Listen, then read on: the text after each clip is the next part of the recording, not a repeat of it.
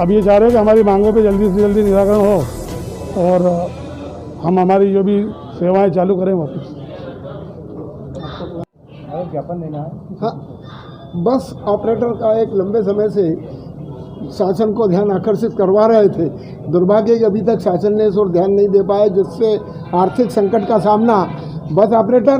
और चालक परिचालक और क्लीनर ये दोनों भुगत रहे हैं। अब चूंकि स्थिति इतनी भयावह हो गई है कि हम अतोतगत्वा जिला प्रशासन के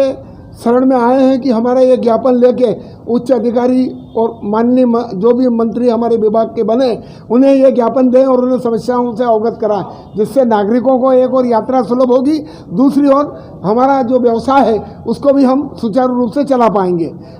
डीजल की जो बढ़ोतरी हुई है, डीजल के अंदर जो मूल्य वृद्धि हुई है, उसके अंदर भी शासन को उदारतापूर्वक सहयोग देने की पेशकश हमने की है कि हमारे लिए कम से कम थोड़ा सुझाव ये है कि हमें इसमें राहत दी जाए। इसके साथ ही किराए के अंदर एक लंबे समय से कोई वृद्धि नहीं हो पाई है, उस वृद्धि को भी माननीय मुख्यमंत्री जी को जिला प्रशासन के माध्यम से हम ये ज्ञापन दे रहे हैं, उनका भी ध्यान आकर्षित कराना चाहते हैं कि कम से कम हमारे को ये राहत मिले कि हम हमारे व्यवसाय को